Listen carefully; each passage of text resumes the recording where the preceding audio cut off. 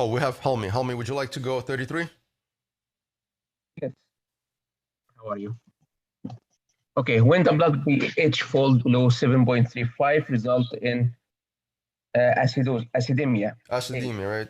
Emia, basically in the blood, acid in the blood, right? Acidemia. All right. We got a cash for 34.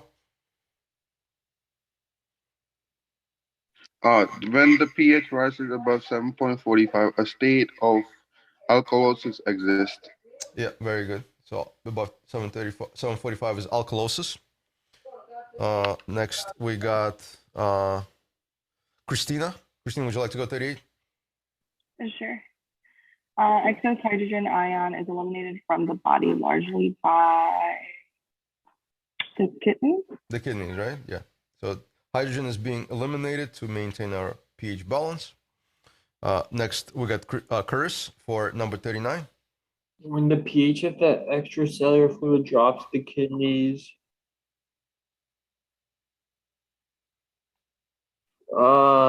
excrete more hydrogen ions and reabsorb bicarbonate ions. Correct, right? Excrete hydrogen ions and reabsorb bicarb, right? That's basically the renal response, right? To basically maintain our pH balance. And on the respiratory side, right, we already talked about CO2 removal, right, with the respiratory system. Okay. Now we're back to Angel for 41.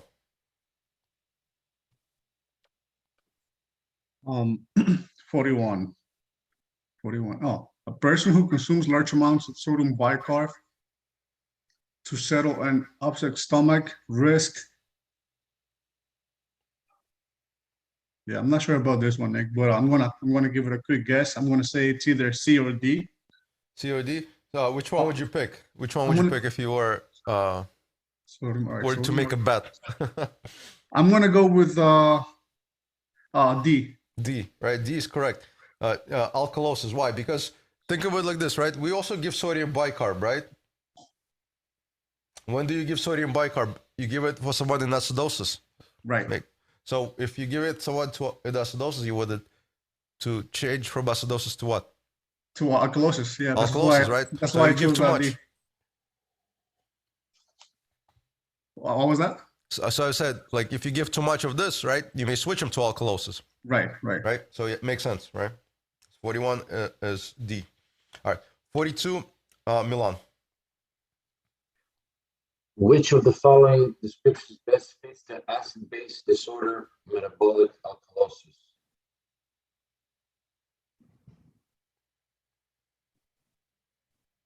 B. B is a prolonged vomiting, right? So when you vomit, right, you get rid of the bicarb that's found, right? We see a lot of bicarb is also in your small intestines, right? When you have diarrhea, for example, right? Diarrhea is when you have acidosis. So in the diarrheal, actually, let me see if I have some slides for that.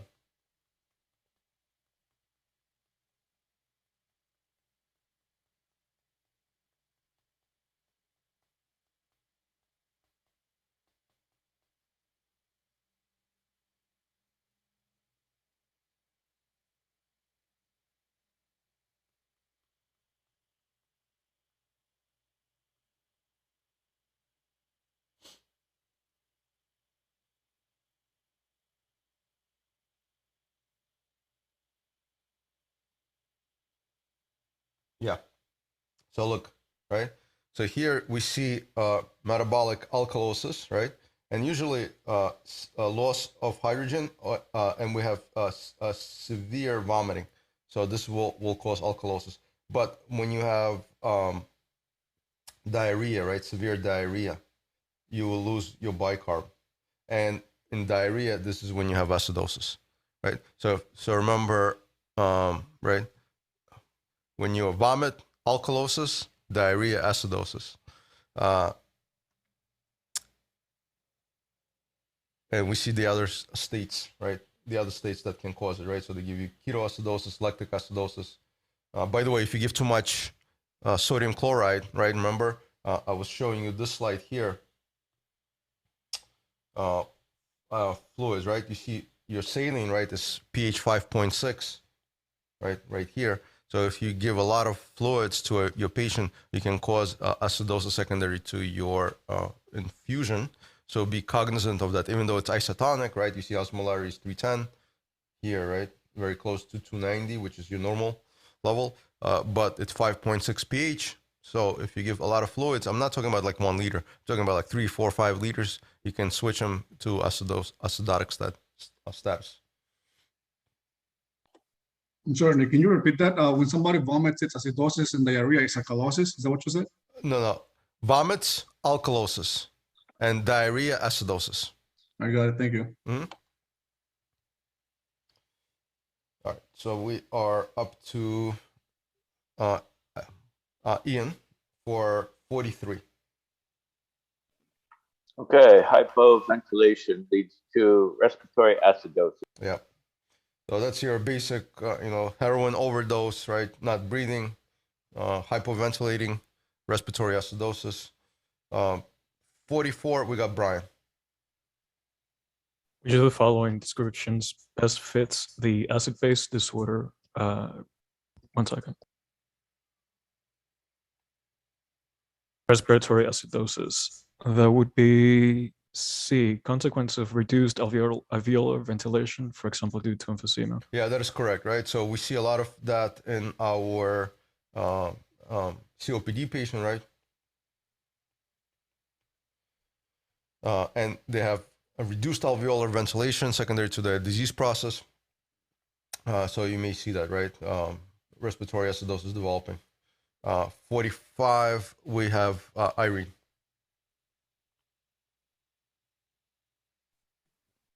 Okay, which of the following descriptions best fits the acid-base disorder respiratory alkalosis? Okay, so this is the flip side of the previous question. Yes.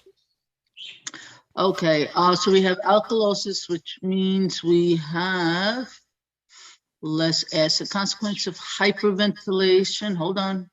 I like A. Okay, A is correct, right? So Okay. 45 is A. It's a hyperventilation. So Yeah. you are in respiratory alkalosis. Could be example of fever. They you like, for example, you may have that in sepsis. You may have it as a compensatory response. I like how they say mental illness, but like you have anxiety. You may have. Oh, okay. You may have anxiety Okay. and you may hyperventilate, but Makes sense. that's why it's here. All right. By the way, we do not put paper bags anymore. Just so you guys know, you could place another breather mask for them, but no paper bags for that. 46.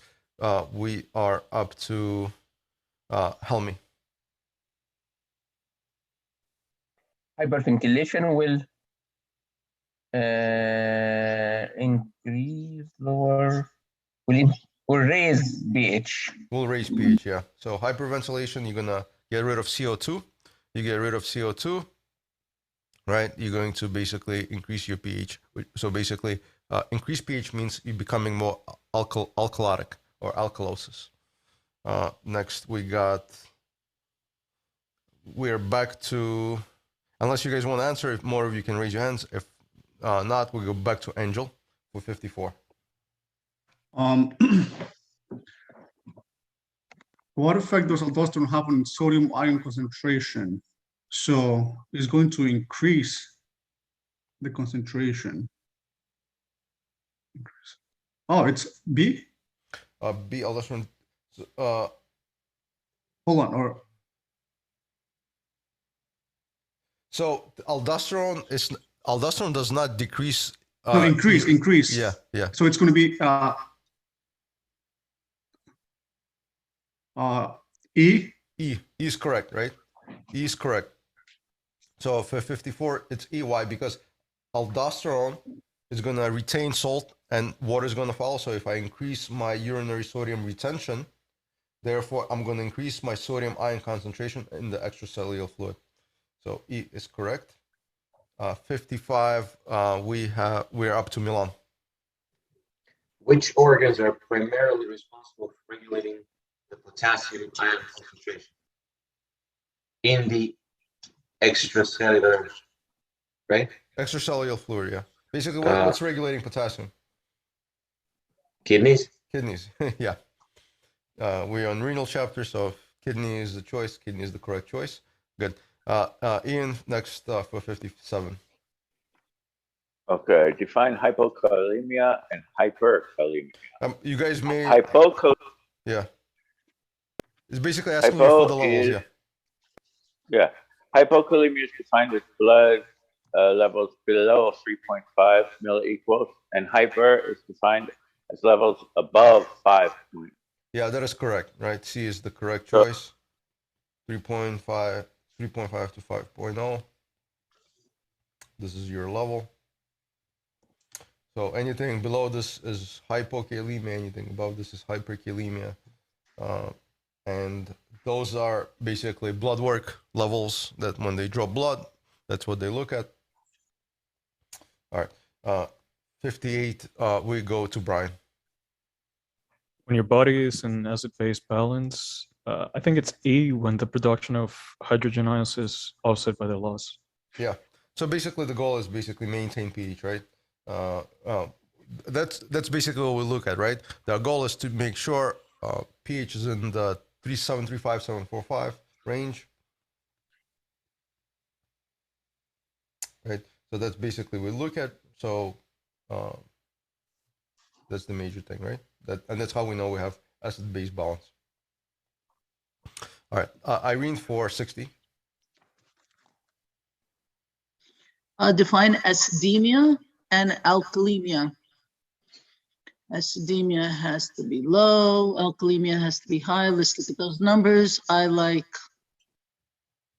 could it be A? Hold on. Academia, I like A. A, acid pH decreases. So in your blood, right? What's the normal level? We just, said.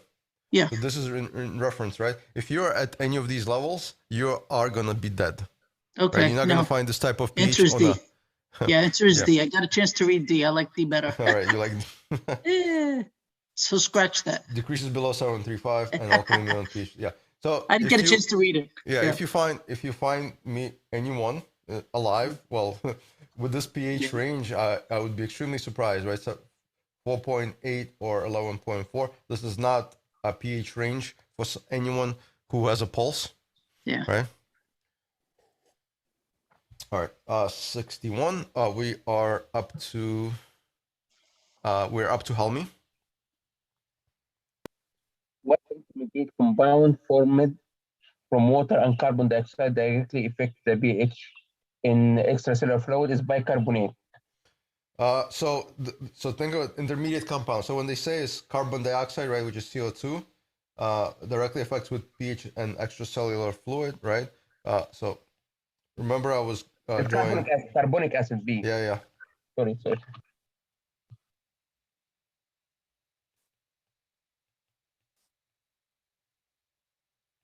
So when they say intermediate, this is the intermediate. See how it's in the middle?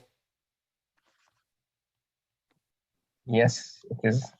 So I'm going to just write carbonic acid. This is our bicarb. This is our hydrogen ion. So this is a very good formula for you guys to know, right? Very useful. May see questions like this on your state exam, by the way. Anyone know what enzyme is acting here to make these conversions? Carbonic anhydrase. Carbonic anhydrase is correct, right? So carbonic anhydrase is working there. By the way, there is another, just comes to my mind, there's another diuretic called acetylzolamide. It blocks this enzyme from working, right? They also give this medication to control elevation sickness, right? When you go up in the mountains. So acetylzolamide is a medication that basically blocks this carbonic anhydrase, specifically at these points here, right? So for 61, the choice is B. It's carbonic acid. This is the carbonic acid. This is basically like your weak acid in the body. You can go either way, right? That's why there's two arrows on both sides, right? Depending on what the goal is in the body, right? Do you want to remove CO2, right? Do you want to retain acids? So depending on what the body needs to maintain this optimal pH, 7.35, 7.45, the body will either dissociate this, right, or combine this to make this carbonic acid.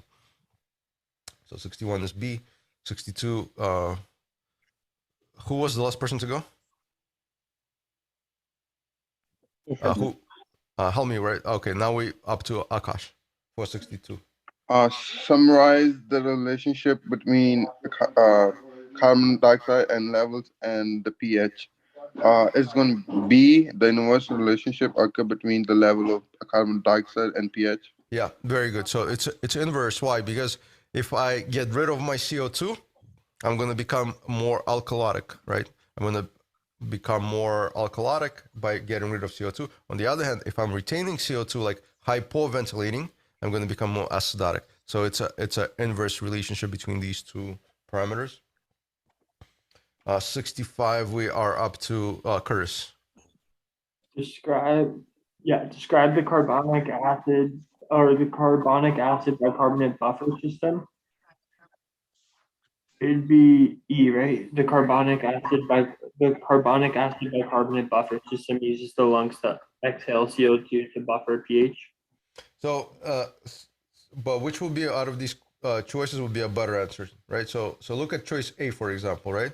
So carbonic acid bicarbonate buffer system uses hydrogen ions created by metabolic and fixed acids to generate carbonic acid, which dissociates into H2O and CO2, which can be eliminated in the lungs, right?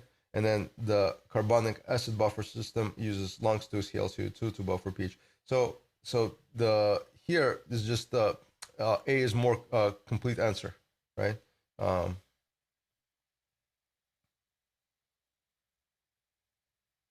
Right. So choice A, it basically why is it a better choice? Because it basically it tells me about this whole system, right? So we see the utility of hydrogen ions, we see carbonic acid formation, we see H2O and CO2, right? So it's a more complete answer. So always look for a more complete or fuller answer here for 65. So for 65, we have choice A.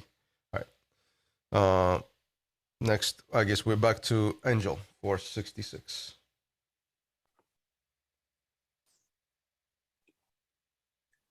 Describe metabolic acidosis.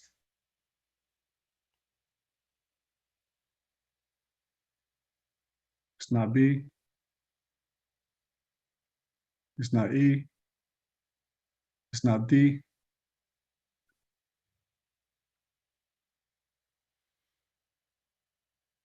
Oh, it's either A or C. Okay, if you're gonna bet the money, which one you gonna choose?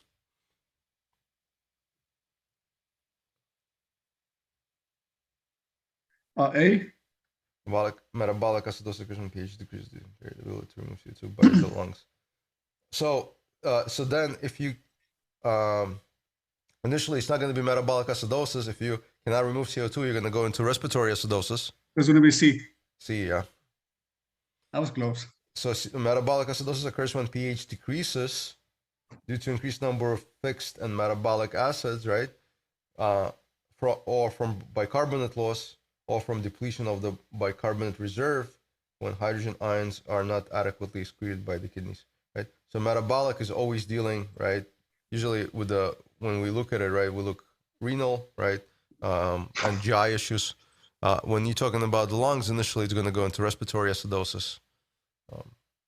Metabolic is usually metabolic problems. So what GI issues would cause a metabolic acidosis? Good question. So what GI issues will cause metabolic acidosis? We just talked about it, right? Like diarrhea. So if you have a lot of diarrhea, right, you're going to go into metabolic acidosis, right? You're losing acids from the GI tract, and that's why, right? Bicarbonate, I should say. Your small intestines, they have a lot of bicarb. Small intestines. So if you are losing bicarb, you'll go into metabolic acidosis, secondary to diarrhea. Now, if you vomit, right, you're going to go into metabolic alkalosis, the opposite.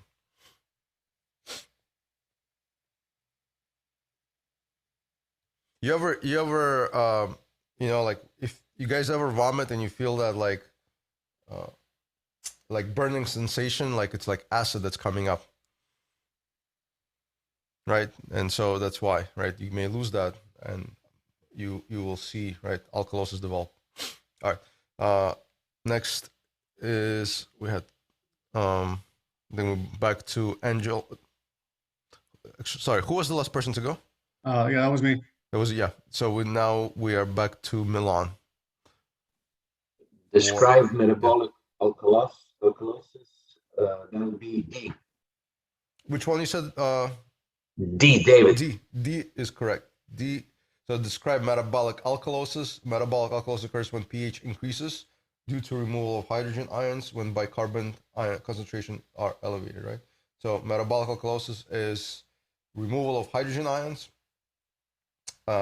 Could see that in vomiting, right? Metabolic alkalosis. 68, we are going to go with Ian. If the kidneys are conserving HCO3 and eliminating hydrogen ion in acidic urine, which is occurring, I put metabolic acid. Yeah, metabolic acidosis is correct. When the kidneys are conserving bicarb and eliminating hydrogen in acidic urine, right? So this is usually in the setting of a metabolic acidosis because I want to basically maintain my pH. So the goal is to eliminate hydrogen ions in the urine, right? And maintain the bicarb right in the interstitium. So you want to conserve bicarb, eliminate acid, hydrogen ions in the urine, acidic urine, when this occurs, right, in the metabolic acidosis. 69, we are up to Brian. What would happen to the blood PCO2 of a patient who has an airway obstruction? That would be A, blood PCO2 would increase, resulting in respiratory acidosis. That is correct, right? So PCO2, right, usually think respiratory condition first. You retain, right, here in airway obstruction. Very similar, right, if you were hypoventilating, for example. So blood PCO2 will increase while you're not getting rid of it. So you'll go into respiratory acidosis. 70, we are up to Irene. What would a decrease in the pH of body fluids affect the respiratory rate, which means we become acidic? It would increase A. Yeah, A is correct, right? So yeah, your basic DKA patient, right? They go into, you know, fast, rapid breathing, call it Kussmaul's respirations. So respiratory rate will increase. Why? Because you want to have this component to compensate. So respiratory, you're going to go into respiratory alkalosis. You're going to breathe faster. Yeah. I think that's all the questions I have. You guys have any questions of your own about anything we covered so far?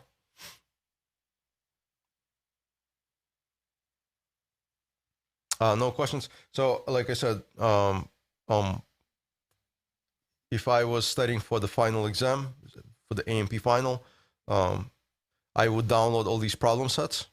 I would then try to, you know, answer them myself. If I wasn't unsure, I would watch these videos, which are all posted. If I'm still not sure, I would use the book or Google it, or you could ask me right next time we do the review, or you could ask me in the in a class when we go over this. But again, I would review the problem sets. For this, someone asked me, will I include material from, you know, the earlier lectures? I will not, right? I will only cover material on the exam. What we did during our class lectures, which are all posted. So will be no material from that. I can tell you right now, the exam is going to be 100 questions. It's all multiple choice. There's no like essay or, you know, short response or anything like that. It's all multiple choice. How questions are going to look, they're going to be very similar to questions like these with materials we covered. So that's how that's looking. Any questions about the final? It's going to be in person, and it's towards the end of April. Dumb question. Is this the last AMP class we have until the final? We have one more session. It's going to be a review. It's, I think, in 2 weeks. Thank you. Mhm.